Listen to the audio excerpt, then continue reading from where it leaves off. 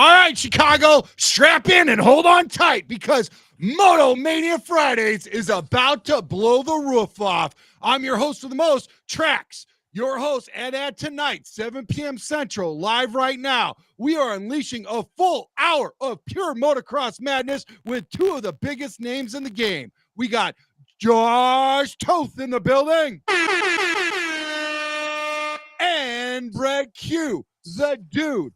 The Mr. Whip, man. How you guys doing this evening? Doing Good. so good. I don't know if we can match your intensity right now. I think Bro, you're just on another level.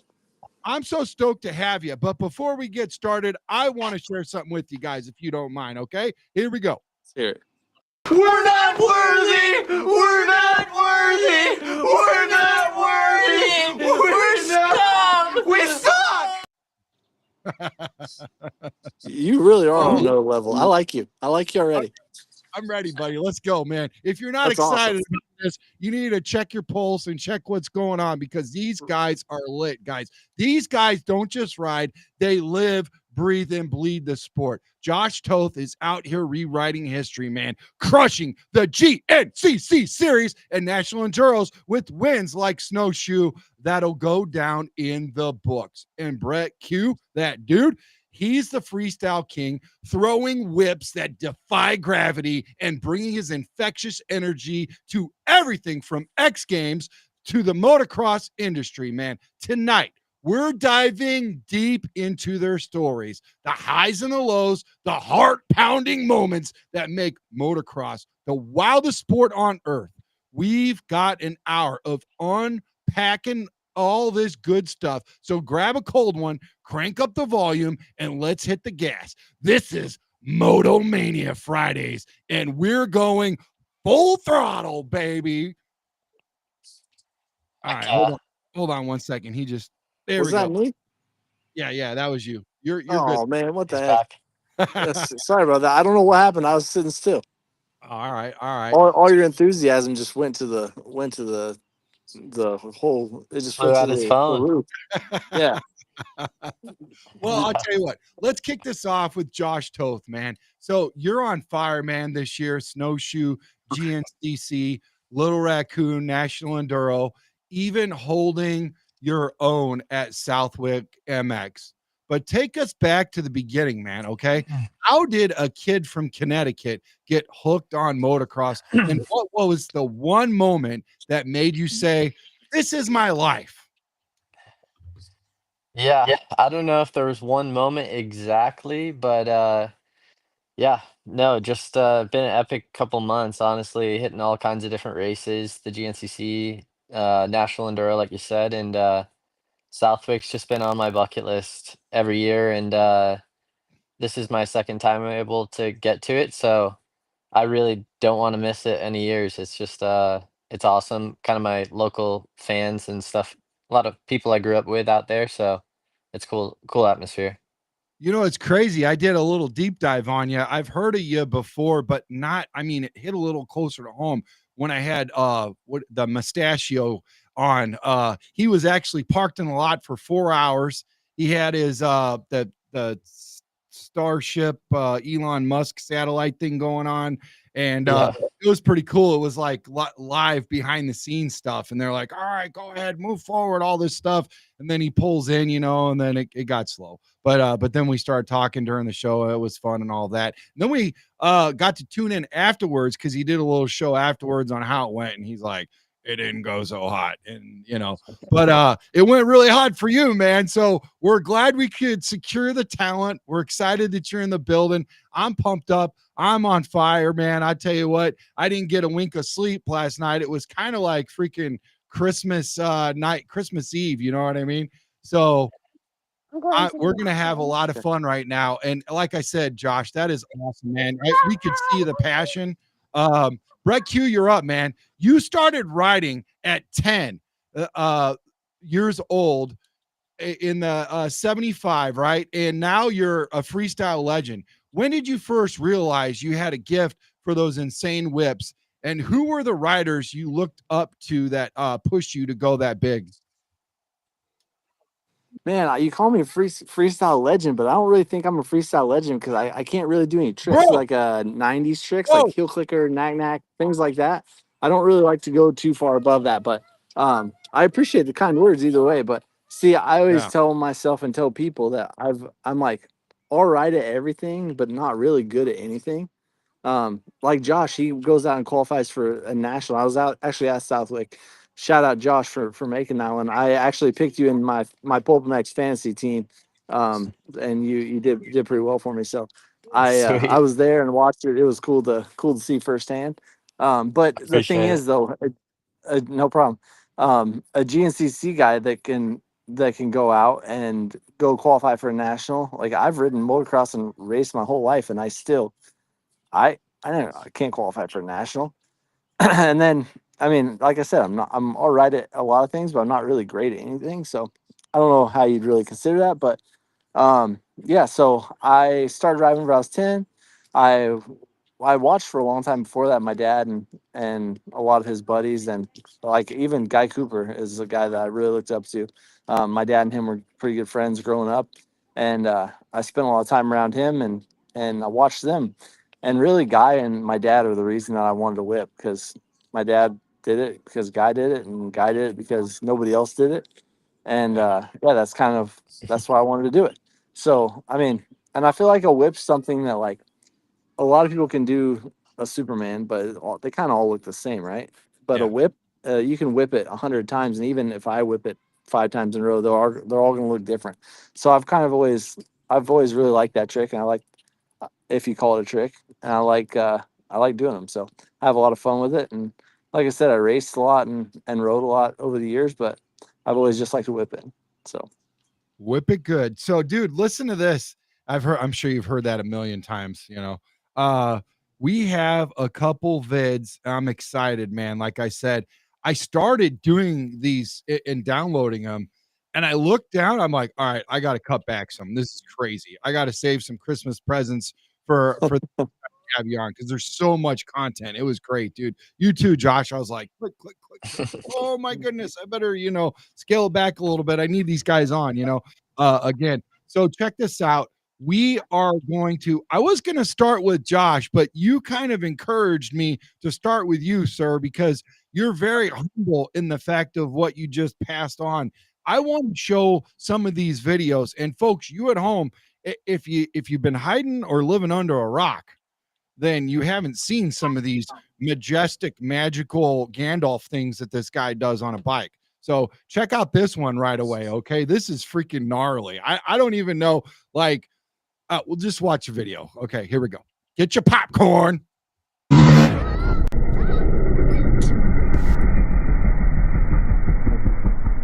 What? What? Are you kidding me? That guy's hand is still connected. yeah, I got lucky with that one. Got Wow. lucky I didn't take over Ron's Ronnie got hand off. lucky there. Yeah, he deserved it probably for some reason or Yeah. another. But actually, Dude. though, so I don't know if you saw this one or not, but so Brooke back here, I don't know if you can see her, but she's back there somewhere. We were doing the gender reveal for my little guy so I've got 3 kids, and Awesome. my second one, the first one we did a gender reveal, kind of a normal thing. Actually, I don't remember how we did it. Second one, it was actually on that same jump, and she held a balloon there, and I scrubbed it into her balloon and popped it. And but the thing was, it was like it was springtime in Illinois, and it was still pretty cold that day, and it was really windy, and it was nasty out. And I whipped it, and is he there? Oh, we'll worry about that later. I'll just talk Keep to it you, Josh. rolling. It's We're fine. live. Yeah. We'll worry about that later. Can you hear my little dude? He's not pumped. He's Yeah. crying over something. You can hear. Let me see if voice isolation's Is he on here. good?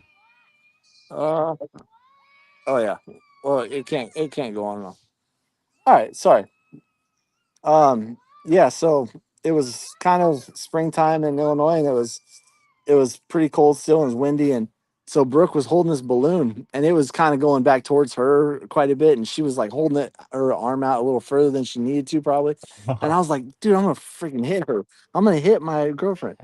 And so I didn't hit her, but whenever I hit the balloon, it took me like a couple times to hit it, but it blew away the stuff so fast, like I couldn't even see what it was.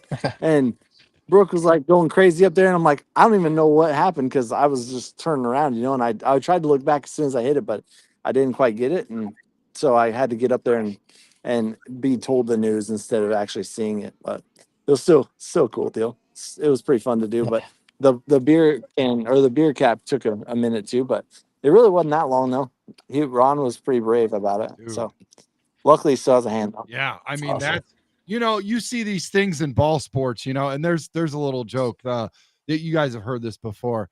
The football guys bring a football, the baseball guys bring a baseball, the basketball guys bring a basketball, and the motocross guys bring their own. Yeah. So but yeah, man, that's awesome because you will see where like they jump over somebody or something like that, and that's like cool, but you're literally inverting, like laying flat with your bike that's fully projectile in the air, and you have a little stork baby on the way that's right there in the and holding out. Like, dude, there's so many levels of awesomeness right there. That is so cool. Do you have that? Is that on your instant?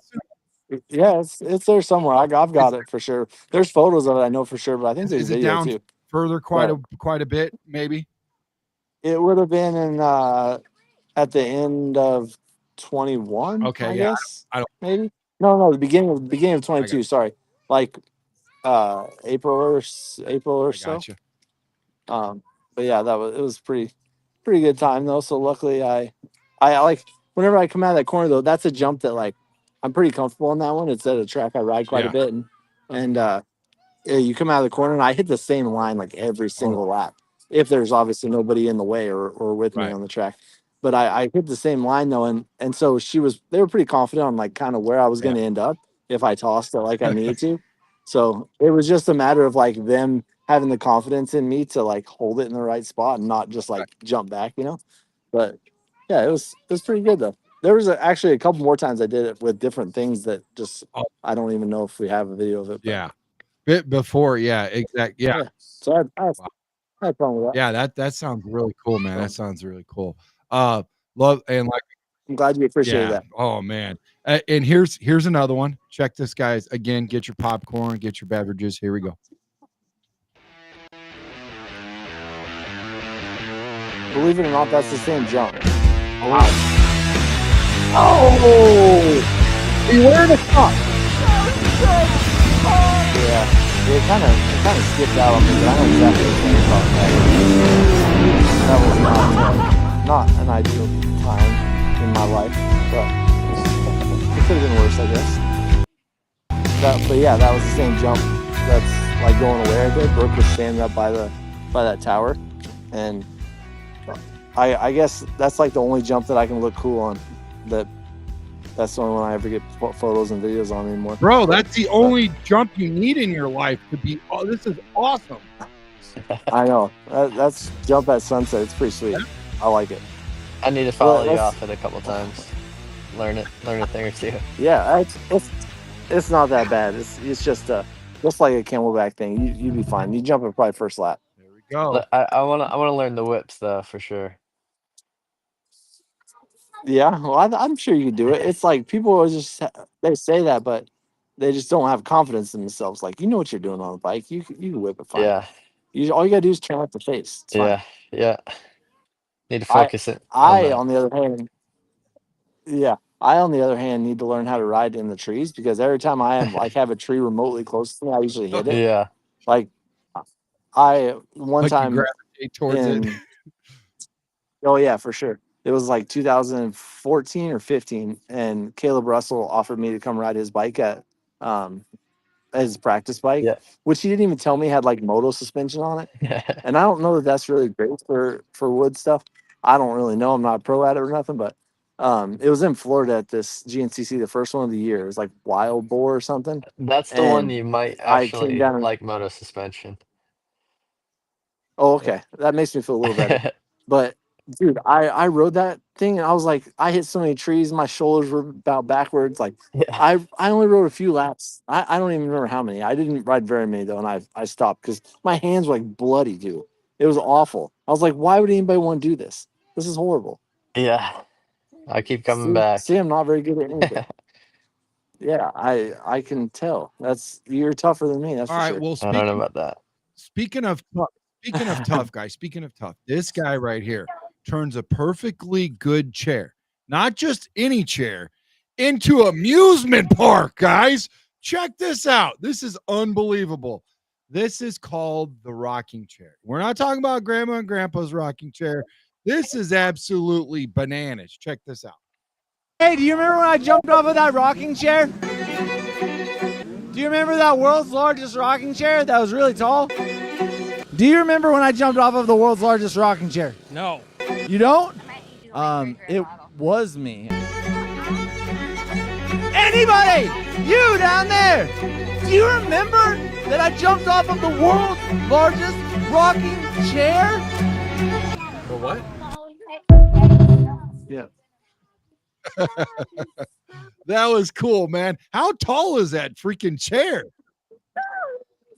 I don't even really remember. It was like I'd be lying if I told you. I don't even remember. It wasn't that bad. It wasn't like anything that most people don't like jump a jump and land like that, like from down Yeah. that high. But the problem was that it like if you're coming from that high and just Right. falling, it's a different feeling because like I wasn't jumping up and out and then coming down. So it was just a whole different feeling for it. And I even called, I remember like I was kind of nervous to do that, really, as stupid as it sounds. But there's a town in Illinois, it's got like all kinds of world's largest Yeah. things. And I was there one day with AJ Catanzaro and Jace Owen, and we Nice. went to this ice cream place, and there was the world's largest mailbox right next door. And I'm like, man, that'd be so cool to jump out of that thing. Like, I think it'd be cool to have a ramp and then a big landing. But then I kind of talked to the owner of the track that's there, and he was like, yeah, I'll see what we can do, you know? And like a year later, he called me and he's like, hey, you want to jump out of the world's largest rocking chair? I'm like, yeah, of course. And I had never even seen it before. And then he went and he like buried two flat or round hay bales in the dirt or with dirt and made a landing. And it was like it had been raining all day. It was muddy, so it was so sticky. And I was like, man, what am I doing? And I didn't really think it was gonna be that big of a deal, but it ended up being like 3,000 people there, which isn't a ton of people I know, but that's way more than live in that Bro. town. And I'm just like, oh, dude, what have I got myself into right now? I'm like, I can't just not do it. And so I got up there and I even called Robbie Madison before that. I was like, dude, what do I got to do to not die? And he's like, dude, that landing is not ideal. He's like, that's not a great looking landing. And so I'm like, oh, sweet, that helps. And he was like, okay, just jump with your front end up, like land with your back wheel first and slap it down. And I'm not good at that. Like usually when I jumps, I'm like a guy that jumps with my front end down, and I'm kind of like more like that style. And but I accidentally did it right. Luckily, I like jumped off the thing, and we put a little kicker up there. We put a little kicker up there just because I didn't want to like fall off of something. I didn't really know how it would go, but I made a little jump, and I jumped, and I actually did it right. I landed like super good with like slapping the front end, but it ended up making like a huge hole in the deal and the landing and Wow. everything. But it worked out good, but it was still like something I don't really care to do again. So Yeah, for sure, man. there's even like there's a big golf tee, like a 35-foot tall golf tee in that town, the Yeah. golf course, and I want to do like an on off on that thing. But then I went and I looked at it, and I'm not really that stoked on the idea because it was way narrower than I thought it would be. I figured it'd be like at least over a tabletop width wide, you know, but I don't How think it did you was. get, At least from 35 feet down. how it did you didn't get how look did you like get it. the bike up on there? It was it like did you get flown in like those surfers in Hawaii on the big waves with a helicopter, or what happened, dude? No, it was just like a normal, like a scissor lift, I Uh-huh. guess it's Oh. called. But yeah, they put me up there, and I'm like, crap, what do I even do now? I definitely can't. There's only one way down. Yeah. So it worked Yeah. out though, Oh, luckily. awesome, man. So it was pretty cool. It's something that, I mean, I guess I'm the only person that's ever jumped off of the world's largest rocking chair. So that's Bro, pretty they sweet. got the walnut bowl, they got all kinds of stuff, man. Revenge Yeah. tour. Let's get tracks. Let's get Josh. Let's go, man. Let's get all Right. this Let's happen. go. I actually I called Kevin Windham about that later on. I'm like, dude, we got to start this. I'm spreading my ideas Oh, here. no, no, hey, I can't be doing this. don't give But us I Hey, can't even. hold on. Hold on. But, Don't. hey, Kevin was out. So Josh, if you want to get in, There you then you go. I'm can. in. I'm honestly in. Hey, You got me scheming. Okay. Well, it's the world's largest world tour is what we let's. wanted to do. So, or what I want to do. Kevin's not about that Hey, life. hey. I'll pull up a There's podcast and you guys do your thing, and I'll just be like, all right, let's talk about it. How'd it go? How's the body? Right now? Just give us a little sizzle. You know, don't give us all the 11 herbs and spices of what's going on, but give us like the appetizer before you get to the. Well, this has been like a couple years in the making. I'm not really sure if it's gonna happen. I might get old before this really goes down. But there's things like the world's largest picnic basket that I feel like it could be a big on-off that would be so sick. It's not that far from here. There's all kinds of stuff like the world's largest world tour. It just only makes sense. Who else is? But that's like how I've made my name in the dirt biking world. Just being different, you know. So Yeah. I feel like I just need to stick with that. Yes, sir. Yeah, if you're not winning the races, nobody pays attention to what you're doing anyways. Josh is Hey, winning. That's why everybody knows him. I guarantee you, all of At the our moment. yeah, at the moment, gotta live in the moment. But like I said, That's it. all the viewers most definitely will recognize what just went down, man. So yeah, great job, everybody. Big round of applause for this dude right here. See, everybody's pumped. All right, so here we go. Now let's go on to this guy. I had to pull up a video. I'm excited. Everybody get your popcorn.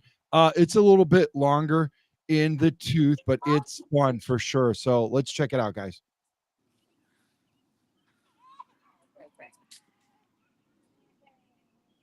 So I believe this is without sound. Let me double check. Yeah, I'm not getting any sound out of it.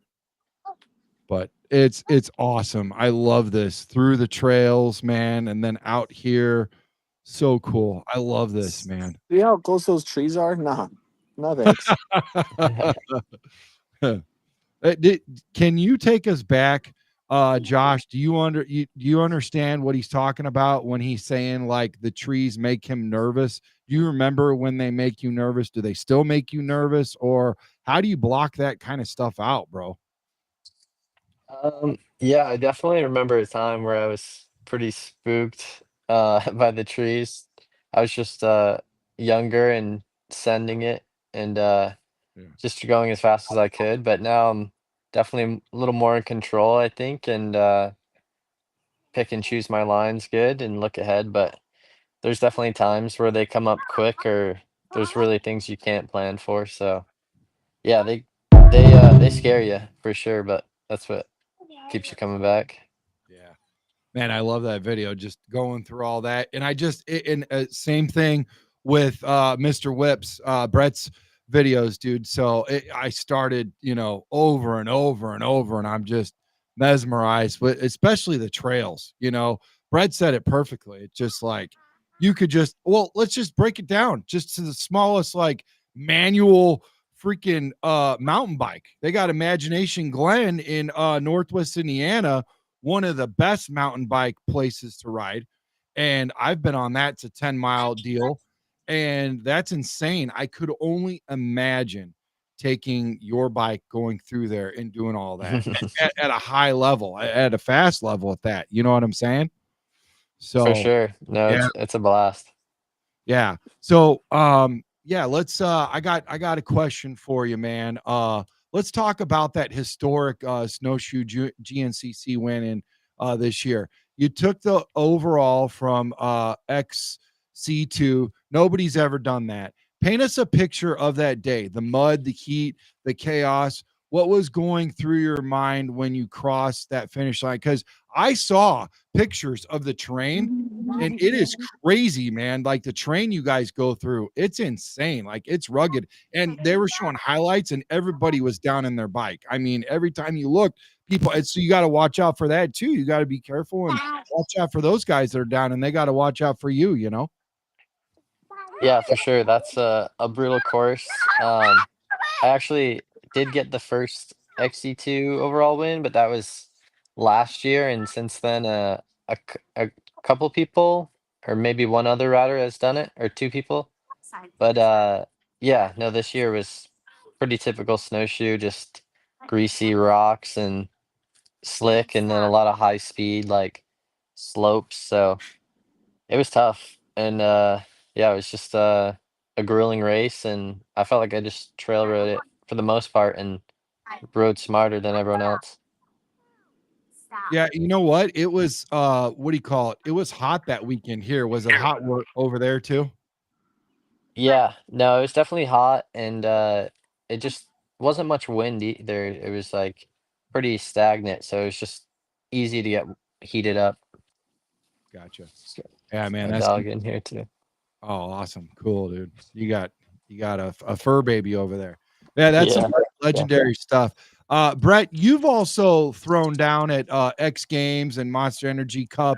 Where's the pressure is like so unreal, man. What's it like to drop into a run with thousands of fans screaming? And how do you get your head in the game for those high stake moments? Like what's your to walk us through it?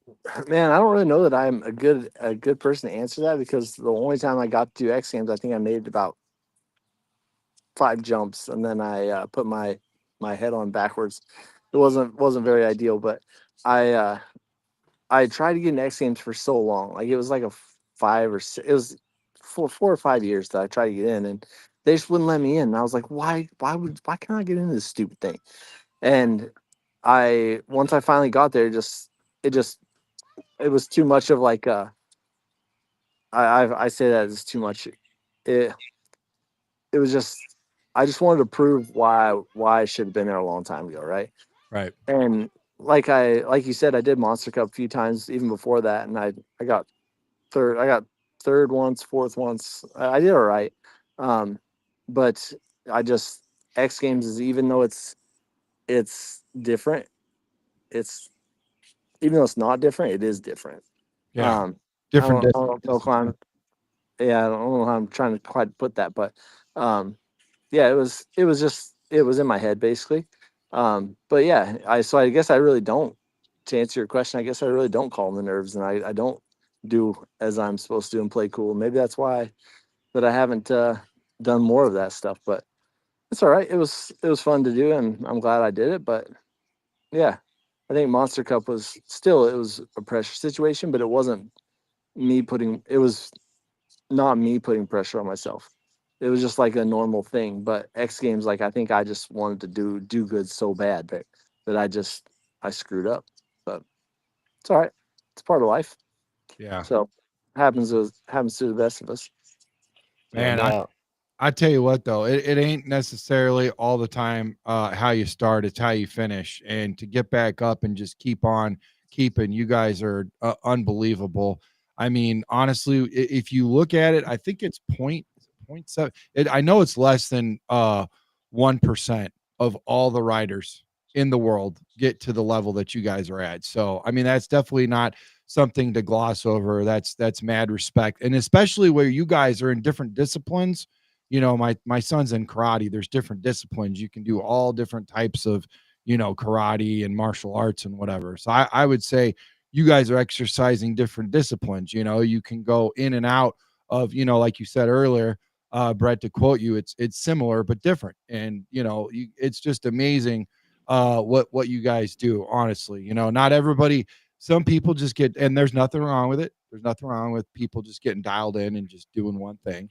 But to be able to do, like, the Swiss Army knife gets mad respect nowadays, because people are just like, wow, take that with me everywhere, and that's what you guys do. So, Josh, you're known as a throwback rider, humble, hardworking, and all about the grind, man. But racing GNCC enduros and MX nationals can't always be smooth sailing.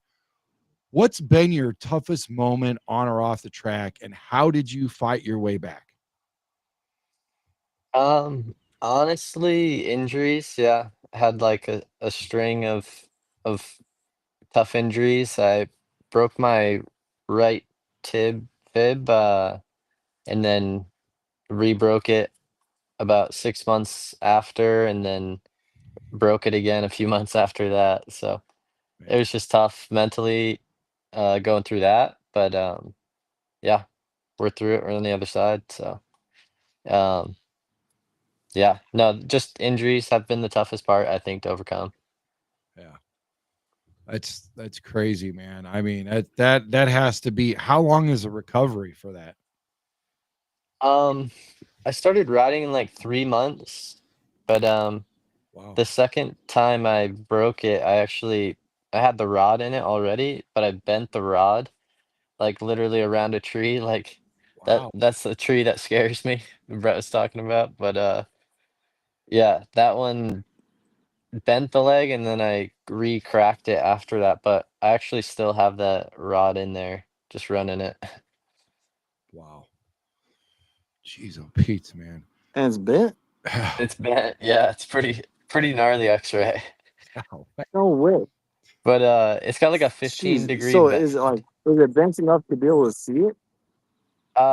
Yeah.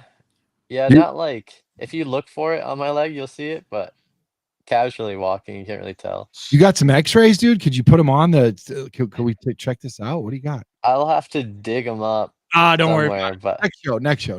We'll yeah, yeah. leave us a little meat on the bone. No pun intended. Yeah, not much there. I tell you what, man, that's grit right there, Josh. Brett, you've had your own battles also, including that knee replacement.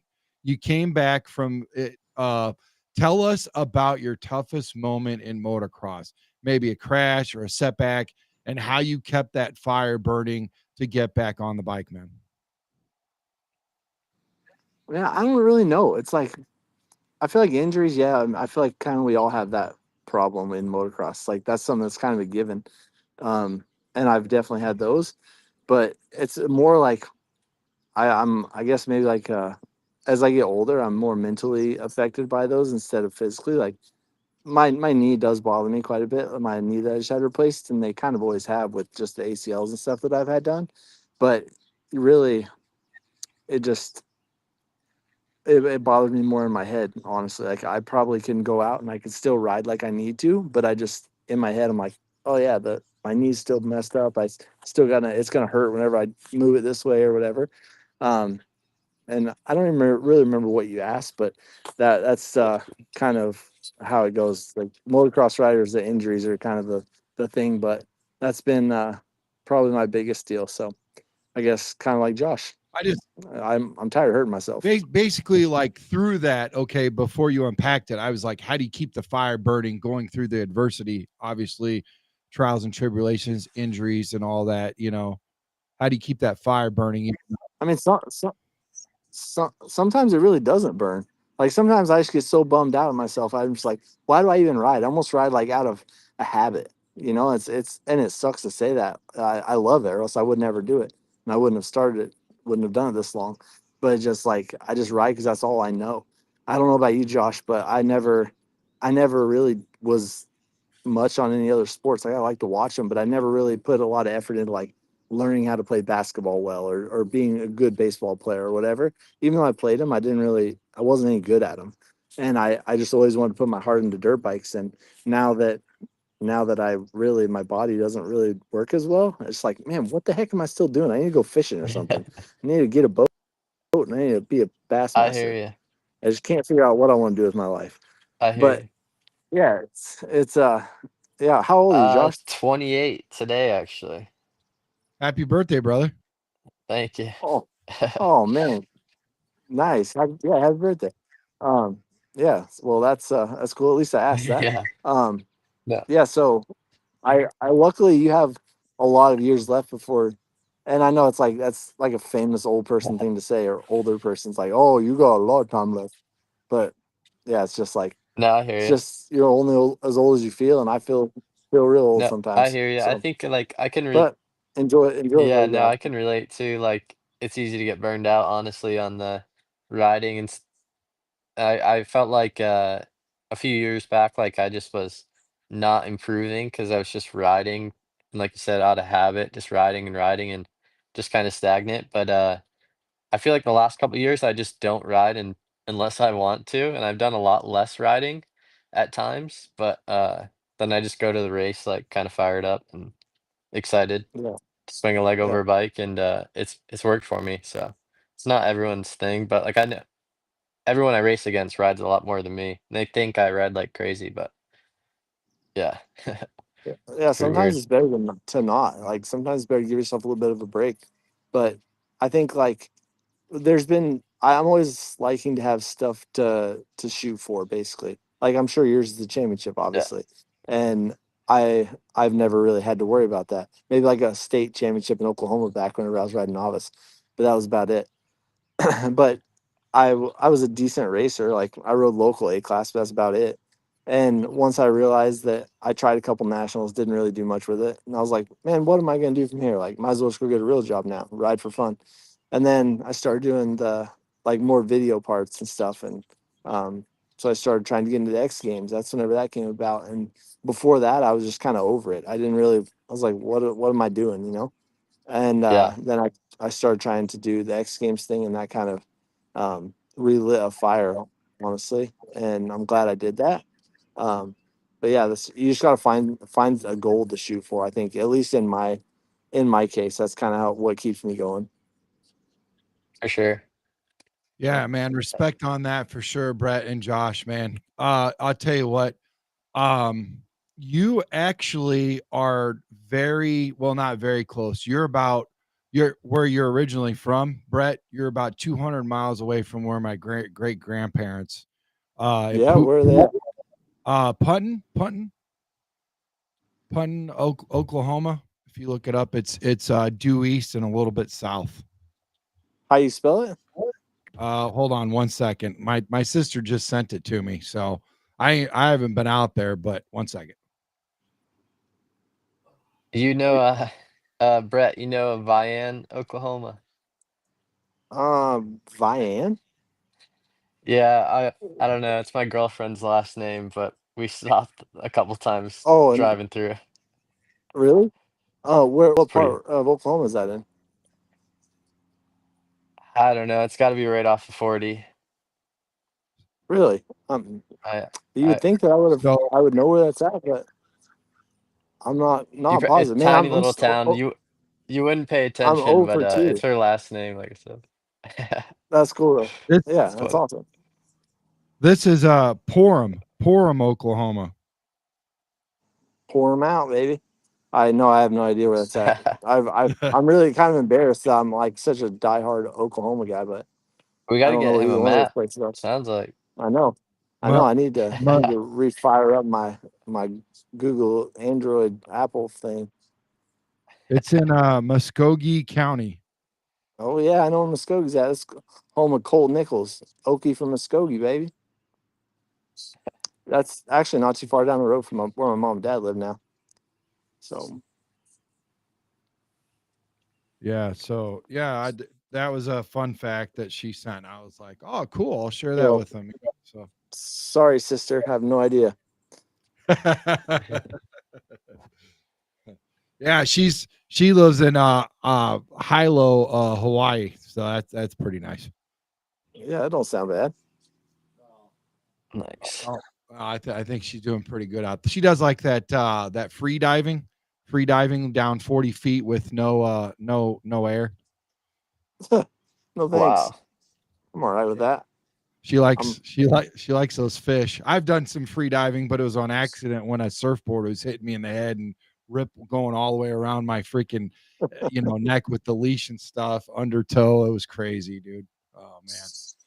It was a lot. Well, it was a lot. It was a lot growing up in California. But man, respect to both you guys. hey, at least you What's that? sorry, at least you stood up on the surfboard and you made that happen. I tried it one time and I about hit myself in the head with my board more than I stood up. I don't ever think I even got up. Like I said, I'm not very good at anything. Not here. Or yeah, I'm all right at everything, but definitely not all right at surfing. Jack of all trades, master of none. All right. Yeah, man. Respect for both of you guys, man. That's for sure. You got, That's if that would fit on a butt patch, I would wear it. yep. Like I said, man, respect to both you guys. You guys are like Mario and Andretti, racing on motocross racing, everything from MX Nationals and all of that. But here's the deal, guys. I find something interesting. Like, isn't it almost like as you get older, things slow down for you and you end up going faster than you were when you were younger? Do you guys feel that on your bikes or no? Um,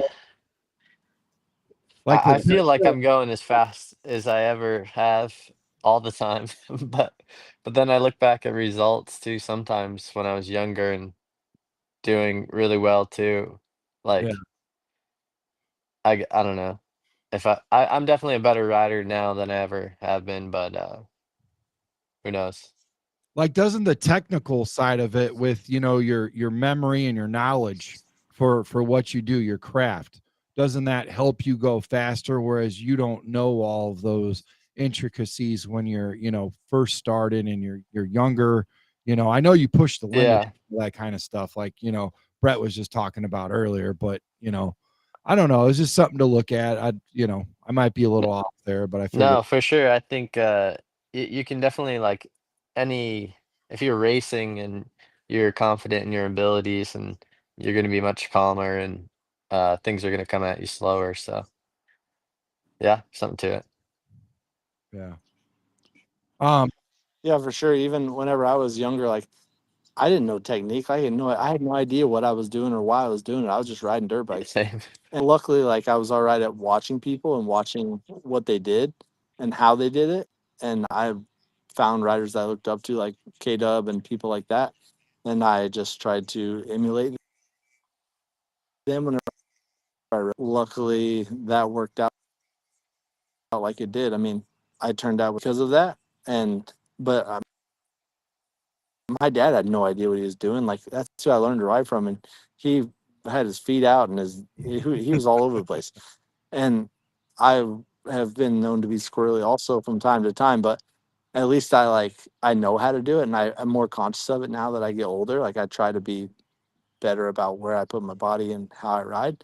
And I think that does help for sure. If I would have done that whenever I was younger, I might have been a little bit better at racing. But um, yeah, I guess it all works out Absolutely, for a man. reason. But how do you guys train to be so versatile? And what skills do you find carry over between those wildly separated different disciplines we talked about earlier? I think just do it all, get the experience. You're not going to be good at anything the first time, but takes practice. And yeah, I think everything kind of transfers over and I did a quite a bit of hard enduro, and you're just trying to climb a mountain and fighting for traction and learning where to weight the bike and stuff. And I think that definitely helped me on just even motocross everywhere. Hmm. Brett. Yeah, as far as training, I've never done that. I've never been a big training guy. You know, I don't know about being in shape. I think that's kind of overrated if you talk to a guy that just does whips all the time.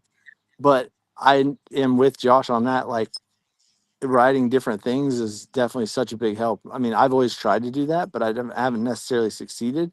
I think I've always just tried to jump in a little too fast with both feet and just gone for it, and it's not been great. Like the first time I ever rode endurocross, I didn't even make it down the start straight before I broke my collarbone by endoing over this section. It was so bad. I'm surprised you didn't find that one. Okay. It was a pretty ugly one. It's on there somewhere. Um, but yeah, just things like that. Like I just feel like, man, I'm all right. I'm all right on my dirt bike. I know how to do this. Like this ought to be no problem. And then I'd go and do something stupid. But I try not to, but it just happens sometimes.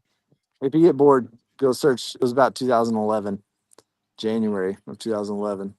Oh, I've I got bent so my much. crossbar pad down with my chest. Oh, Yeah. jeez. It was a good one. So, But Brett, you've gone from racing to marketing with motorsports and Ride 365, right? That's got to be a wild journey for you. What drove you to make those shifts, and how has working behind the scenes kept you connected to the heart of motocross?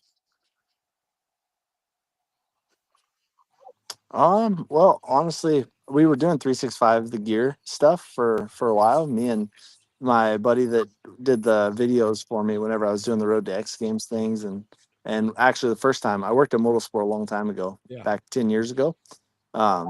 So a lot of time doing videos together. But we owned 365 the gear company together, and it was really cool to be able to see that side of it and be able to appreciate just really the amateur side of things again, and kind of helping people out, and even the people that don't even race, just needed gear. So it was cool to do that, and it was good for me to be able to see that it's not just my point of view and my what I like that matters. It's everybody. You got to kind of cater to more than just yourself. But yeah, it was cool. It taught me a lot, and I'm still learning today, honestly. Um, yeah, like I said, I work for Motorsport again, and um, just doing meetings and all sorts of stuff all the time that I just don't know how to take that just yet, but I'm getting used to it. So becoming a big boy. And as I'm only as you, 38. yeah, It's fine. I I'll get got there a I someday. got a decade on you almost in October. I'll be a decade older than you. But I think like Man, as you get older, you start to appreciate some of those connections and relationships, when you're in uh the business that you're in right now, doing a lot of meetings and talkings and stuff like that, and conversations, whatever. The connectivity, I really learned to appreciate that after 2020, if you know what I'm saying. So it was a little quiet for a minute, but for yeah. sure. So, but No, I mean it's crazy. Like we're all in the same industry, and we all are just there because right, we love it. And you always hear it growing up or whenever you're younger. It's like that it's such a small industry, but you don't really understand that until you get a little bit older and you realize that, like, dude, this person that worked here is working here now. It's like if you keep a good relationship or try to with more people, or yeah, hopefully everybody. That's kind of what I've tried to do, but I've not succeeded a lot of times, but I try. um it's there's always going to pay off down the road. They're going to be at a place where maybe you already ride for them, or somebody that you want to ride for. It's just there's so many different things and so many different reasons that you could reassociate yourself with a certain person. It's just it's a small deal, man. oh man, I tell you what, you hit the nail right on the head there. Josh, let's shift gears really quick if you guys don't mind. And let's talk about Little Raccoon National Enduro 2025. You raced south with MX, drove 12 hours through the night and still won, man. Still won. How do you keep your body and mind sharp for that kind of insane schedule? That's crazy. That's crazy. Yeah, I don't know if it was that sharp, but and fortunately I had like some buddies and my mechanic and my girlfriend in the van too driving, so I was just along for the ride, but didn't get much sleep. Yeah, 12-hour drive over to Ohio, and I was just kind of just laying there trying to recover and also not get too sore or stiff from Southwick. And yeah, I talked a bunch That's of crap online to my boss Stu, so I had to back it up. Jeez. Yeah, you definitely that really helps out once you do that, right? For sure, definitely some pressure. you probably He deserved it. did. Absolutely. Huh.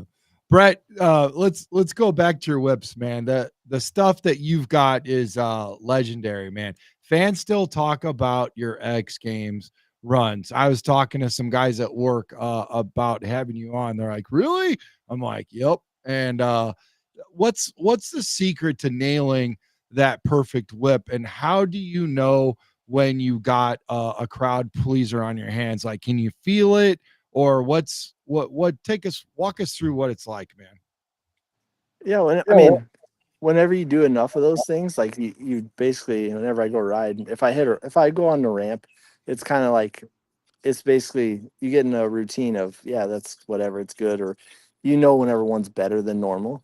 I don't ride ramps as much anymore. I haven't ridden one in a while, but it's still like I remember the feeling of the fact that whenever you do throw one, if it's bigger, it's get pumped. It's like anything else, but it also depends a lot on the setup of the whip or of the ramp.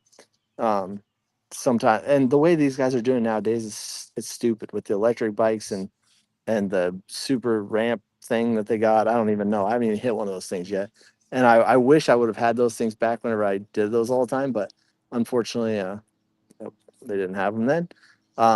But yeah, it's just got to be such a cool feeling to be able to do like Patrick Evans or like Wyo does. They're going ridiculous now, but just if a ramp back whenever I did it all the time, if a ramp was pitched up, like yeah, put some under the front of it, basically just made it a steeper ramp. The steeper you made it, the better. I loved it. But there was a couple times that I like to set up, and then it might be they say the same thing, and it's just not even close. So it's just kind of how you feel with the landing and all that stuff. But it kind of looks like it'd be the same, but it's not. Oh, Yeah, you're sorry, I'm good. rambling a little bit, but there's yeah, some things that were good. Like there was one at the Saquon Casino that I did one time that this ramp was going up a hill, and I threw probably the biggest whips I've ever done in my life, and I was pumped on that. And then I went riding the next day, and I couldn't do anything. I was like, how did I do it Huh. yesterday? Like, what was I? But it's just how it goes. So Yeah. it's whips are sweet though, but they're always just different. Just everyone comes off a little different, and just all depends. I feel like the further, like the more I could tell whenever I felt comfortable, the further back I would sit, the more comfortable I was. Like if I found myself like actually feeling the fender with my butt, that's whenever, like as I take off, like feel the crack between the seat and the fender, I could tell like, yeah, this is a good day. But just didn't always happen like that. Okay.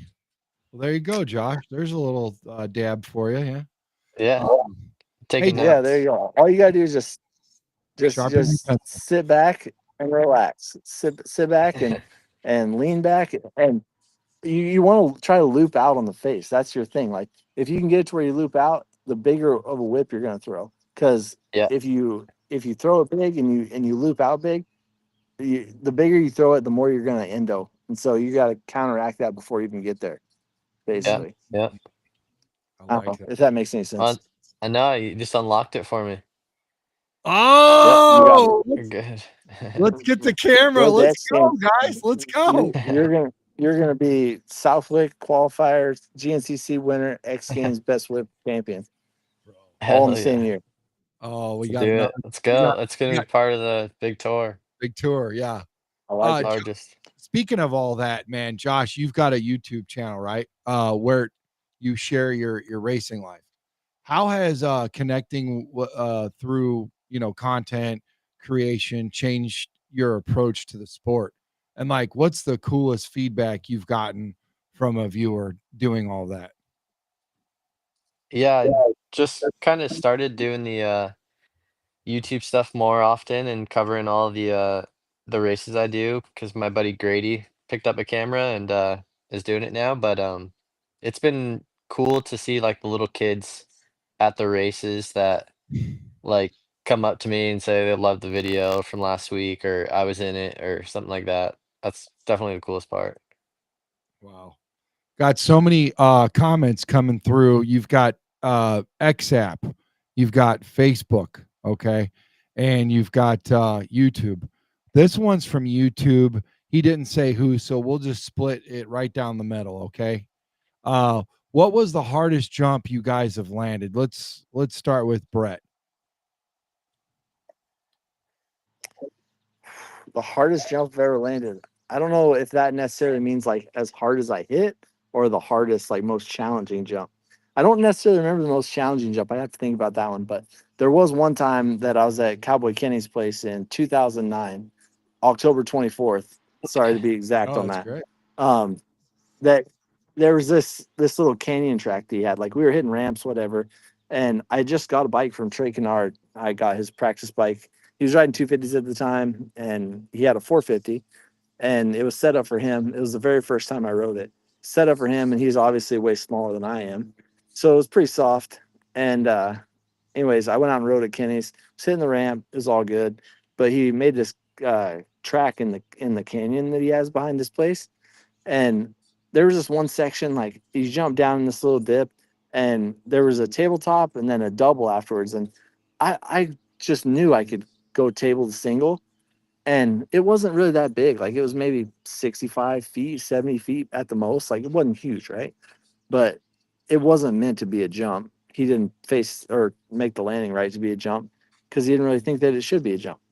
And I went around and I hit it, and I landed like just a little bit too far. Like I really probably, if it would have had more of a landing, I probably would have cleared it all right.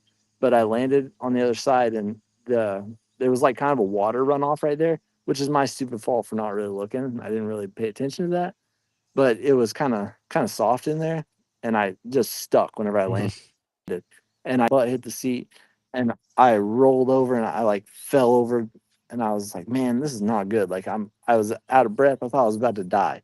And then I laid there for a while. I was dizzy. Every time I started to get up, I was like so dizzy I couldn't even see. I'm like, what happened? Like, what is wrong with me? And they finally, because I got back on the bike a couple times to try to ride away, and I wasn't able to because I couldn't see. And they finally went and got the truck and brought me back. And he was like, "Oh, you want to go to the hospital?" I'm like, "No, I'll go home." It was like my birthday time, or it was like my family's birthdays, like we have in October. And I was like, we're having a party tonight. I'm gonna go home to the party, and if I still feel bad, I'll go to the doctor later on. But on the way back, I was driven back by somebody that was with me, and I like opened my pants up, and it was like bowed out like that. And I was like, all right, sweet, let's go to the hospital. So I half in the hospital because I broke my pelvis, broke my back. It was like where your gooch is at. Like, sorry if there's any female listeners and we don't really want to hear that. I like split my gooch pretty much. Like, I didn't even break a bone. And it wasn't Oh my great. god. But that, and I broke You my got back. But they didn't split tell by me your that bike. until like right. Yeah, I did. So it just bottomed out so hard that I just went bam. Didn't even crash. Like I said, it was like it just split me up like a wishbone. So that was It's probably crazy you have kids. the hardest landing that I've ever had. I know it is. Like, I really didn't think that for a long time that I could have them. I'm like, man, I ruined myself. But as it turns out, apparently I was in the upright position, so those were maybe swollen, but it was not a smasher. So that was good. But yeah, that one was one that I'll never forget. Wow. That's How about you, Josh? Man, I can't match that. I can't I can't even remember. I've definitely just take some heavy cases on the motocross tracks, like growing up, sizing up jumps when I shouldn't have hit them, and yeah, just coming up way short. wow. Yeah, there's not many big jumps in GNCC, N huh? But still, there are some. No, you can There make are some. some out of different things, but yeah, occasionally. Yeah, a couple years ago, I was with Travis, and it was I think it was, I don't even remember what race. It was Iron Man, I'm pretty sure. He tried to ride Iron Man Yeah. GNCC, and he showed me a video of his leg or his knee was Oh, ruined. He was down at K Dubs after that, and that's where I was with him at. And he couldn't even get up the whole week. Like, he was just laying there with his leg all the way up above his head. He couldn't even move it. Yeah, he went to the emergency room like twice, and we were there. drain it. His leg was Dang. ruined.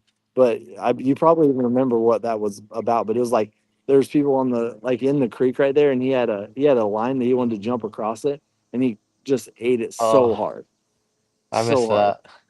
Yeah. Yeah, yeah, not ideal. I'm sure it's back there somewhere on his Instagram as well, but it was the ugly one for Brett, sure. working with those heavy hitters, like Travis Pastrana and Kevin Windham, what's the most valuable lesson that you've learned from one of those motocross icons, and how has it shaped your approach to riding or life in general? Yeah, it's a good question. I don't really, I can't answer that right away. I'd have to think about that a little bit. But I mean, I honestly think that like I always looked up to Travis from the time before I even knew him. Like, I met him in 2000, so I guess it was pretty early in his career. But even before that, though, like he was just a positive, just super happy, great attitude kind of guy, and I just always wanted to kind of be like that. Not necessarily want to be just like Travis because Travis is so blah blah blah, but I just wanted people to look at me like that, like I just was a good guy. So that's kind of what I've always wanted to try to do. And yeah, Kevin's the same kind of the same way. Like, he's not as outspoken about it, but he's a good dude, and he's yeah, he's awesome on a bike and got plenty of style and good family man. And just can't doesn't get much better No, than it that, sure right? doesn't, man. So Sure doesn't. For sure. yeah. Josh, let's look at the big picture for you, man. Motocross and off-road racing are evolving, new technology, new formats. What trends or changes in the sport are you excited about? And is there anything right now that's got you a little worried as far as how things are going? Um, I mean the bike market, obviously the economy right now is a little tough, but coming out of COVID, kind of expected it. Everyone and their mother bought a brand new bike, so can't expect them to buy another one every year. But yeah, so that I know that's the market's in a tough spot. That'd be the only thing slightly worried about, but that fluctuates. That's normal. And yeah, no, I'm excited for the future of enduro racing, honestly, and hoping to just grow that a little more and get more eyes on it and more publicity to it, videos and coverage. Let's do it, man. I'm in there to help any way I can, man. I'm here for you. I'm your guy. Sweet. Brett, same question for you, man. Motocross always pushing boundaries. What's the future look like for FMX, and what's got you stoked or maybe a little bit cautious where the sport's headed? Man, I just think that all the freestyle guys, and they always have kind of been, but I don't see how they can go any bigger than they are going now. Like the tricks and the ramps and everything they're doing so big and so it's like it's life or death. Honestly, like I don't want to say that. I don't like saying it, but like if you crash one time on those some of that stuff they're doing, and they're doing it so regularly, it's pretty crazy to watch. And those guys are so good at what they're doing. But yeah, I think that honestly scares the life out of me. But the on the other side of it, things are getting really expensive. And I know it's like a famous old person thing to say, but I mean, I don't know if I really should say it, but I was looking at the stuff for like the fees for Loretta's just to get into that thing. Nowadays, like I've kind of gone to Loretta's over the years, you know, and watched once in a while, and I don't think I want to go this year because it's so expensive. It's pricey just to go see it, and I mean, I guess that's just like everything. Everything's getting more expensive, but still, it's just like back when I was young, we paid $20 for a pit bike pass. It wasn't $150. So yeah, it's just old man and me coming Well, out. if you'd like to accompany me next year, I can put it on my tour and see if you'd be willing to meet up with the media so we can get some pictures, videos, interviews and all that. And of course that would be complimentary, because that's what they do when you run the media. So that'll help cut down the costs if you're available. So that would be There you go, world's largest world tour. now we're hitting Loretta's, guys. So We're still going for. Is there anything big we could jump off of at Loretta's? She don't live in her house anymore. We'll there probably you jump go. off that. The world's largest golf cart jump. Definitely a lot of them down there, Oh yeah, I think that I don't think I could hold that yeah. one though. I think that would be something that there'd be somebody else that would go bigger. Maybe stack them. Oh, Yeah, there you go. That's a good idea. That's awesome. all right, fellas, for all the young riders out there grinding to go pro, what's the one piece of advice that you'd like to make it to give to them to make it to this wild world of motocross? Josh, you first, bro. I just keep it fun and yeah, don't put all your eggs in one basket at times, but like when you see like an opportunity, like make the most of it. And if you do, I guess have to put all your eggs in one basket for the opportunity, do it. But yeah, just make the most of every opportunity you can. Awesome. Brett, same deal for you. What's your advice for the next generation of riders dreaming of the big stage? Well, of course, you want to keep it fun, like Josh said, and that's really important things. If you're not having fun, there's no reason to do it. But I kind of, I mean, I would give advice like I kind of went through. Um, just do something different. Like not necessarily do something different, like a different sport or a different whatever, a different trade, but just do something that helps you to stand out. Like I just think that that's such a big thing, especially nowadays with all the social stuff and all the way that sports are, and especially motocross. I mean, they Axel Hodges, look at him. He's done something different, and he's making a lot of money doing it. And he's not necessarily the fastest racer. I mean, he's fast on the bike, and he's good at this, good at that, but he promotes himself right.